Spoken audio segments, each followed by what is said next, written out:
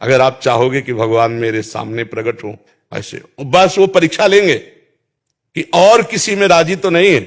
जैसे छोटा बच्चा खिलौनों से खेलना बंद कर दे, रोने लगे, तो माता दूसरा खिलौना बेचती है, उससे ही रोता है तो माता किसी और को भेजी, जा गोद में ले ले, थोड़ा खवा पिला, ऐसा। वो फिर भी रोना बंद ना करे तो कहे बड़े नटखट है, हमारी गोद में चुप, तब वो लेगा। ऐसे ही भगवान भी है, पहले खिलौने देते हैं, खेलो, नहीं चाहिए खिलौना, तो फिर रिद्धियां सिद्धियां, जाओ चुपवा दो जाके, नहीं चाहिए, फिर भी रो रहा है, तो मानेगा नहीं, मुझे ही जाना पड़ेगा, तब भगवत साक्षात्कार। हम लोग तो अब आजकल सुनते हो क्या कि कहीं किसी के ऋषि के पास अप्सरा आ रही है?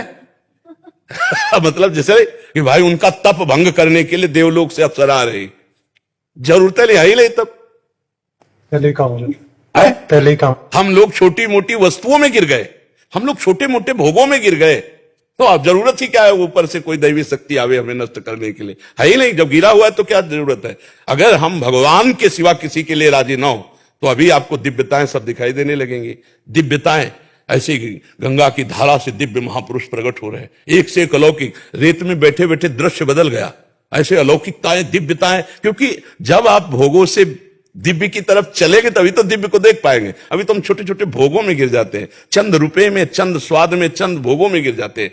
हमको चाहिए कि ये जीवन ऐसा मजबूत बनाए कि हम गिरे ना, चाहे गृहस्थ हो चाहे विरक्त हो। गृहस्थ है तो एक सीमा है, अपनी सीमा में रहो तो आप भी साधु हो, अपनी मर्यादा में रहो, खूब नाम जप करो, धर्म पूर्वक अन्न कमाओ, परिवार का पोषण, समाज का पोषण। विरक्त है, भिक्षादि के द्वारा अपना उदर पोषण, आकाशवृत्ति के द्वारा उदर पोषण और आजीवन भजन। तो ऐसी ऐसी देवियां हुई हैं। पूज्य राधा बाबा कहते कि आनंदमयी माता को जब हम देखते थे तो ऐसा लगता था कि बस सिंह नहीं है, साक्षात अंबा बैठी है, बाल ब्रह्मचारिणी, निरंतर भजन परायण। तो राधा बाबा कहते थे कि जब आनंदमयी माता को देखते तो ऐसा लगता साक्षात अंबा बैठी, बस सिंह पास नहीं है, नहीं तो साक्षात जगदम्बा बैठी। दैवी शक्ति जागृत कर ली।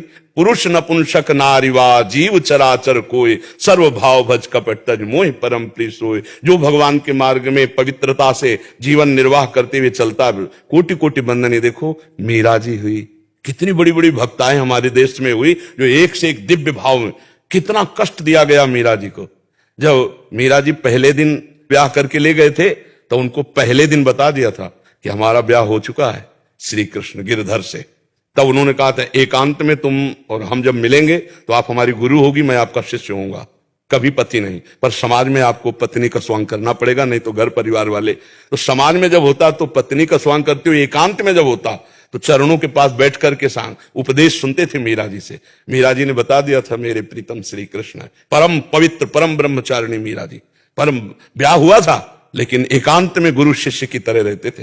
ये एकांतिक बात है मीरा जी की। उन्होंने बता दिया था मेरे तो गिरधर गोपाल दूसरो न कोई, जाके सिर मोर मुकुट मेरो पति सोई। आप निमित्त मात्र हैं, तो उनका मुझे सौभाग्य होगा कि आप हमें एकांत में शिष्य रूप से स्वीकार करें। ऐसा ही जीवन रहा। तो कोई भी भजन करे, भजन करके यदि भगवान को चाहे तो निश्चित प्राप्त कर सकता है, कोई भी हो चराचर जगत में। पर भगवान को कपट छल अच्छा नहीं लगता। भगवान ने अपने हृदय की बात कही, निर्मल मन जन सो मोहि पावा, मोहि कपट छल छिद्र। कपट छल छिद्र भगवान को, ड्रामेबाजी अच्छा नहीं लगता। हम दोषी हैं, पापी हैं, नीच हैं, प्रभु आपके हैं जैसे हैं, और खुले हृदय से प्रभु को पुकारे तो जन अवगुण प्रभु मान न काऊ, दीन बंधुअति मृदुल स्वभाव। सारी